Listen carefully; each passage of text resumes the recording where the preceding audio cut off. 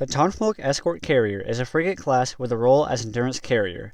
They are purchasable by the Empire starting at Tech Level 1 for around 5,000 credits on planets with an advanced cruiser dockyard.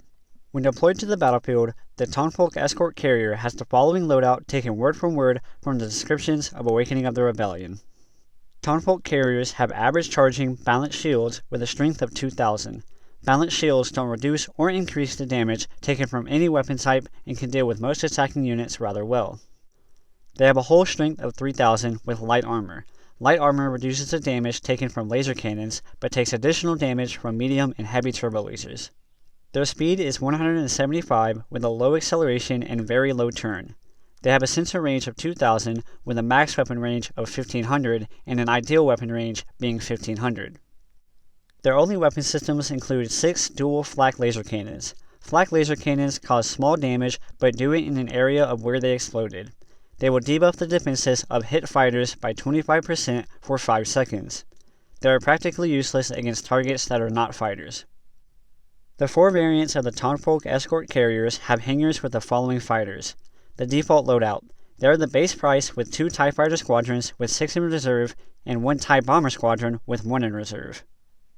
The advanced loadout. They are an additional 1,300 credits with 2 TIE Interceptor squadrons with 6 in reserve and 1 TIE Punisher squadron with 1 in reserve. The advanced fighter loadout. They are an additional 2,050 credits with 1 TIE Avenger squadron with 1 in reserve and 2 TIE Interceptor squadrons with 6 in reserve. The advanced bomber loadout. They are also an additional 2,050 credits with 1 XG-1 Starfighter squadron with 1 in reserve, 1 TIE Brute squadron with 3 in reserve, and 1 TIE Punisher squadron with 3 in reserve.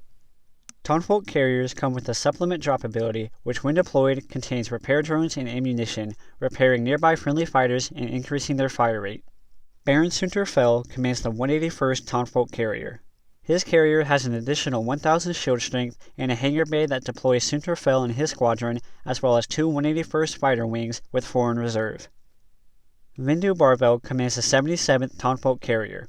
His carrier also comes with an additional 1,000 shield strength and has a hangar bay that deploys 1 Keda squadron and 2 77th fighter wings with 4 in reserve. With all that being said, the Ton Folk Escort Carrier is going to be the Imperial Navy's standard issue carrier. With many variants, the question of which is best comes down to personal preference. While the advanced fighter loadout is going to be the best for fighter superiority, I would say that the advanced loadout is going to be best as it covers both fighter duties and bomber duties rather well. Surprisingly, neither hero provides a bonus, however they are still good to have as their personal squadrons are some of the best the Empire can offer.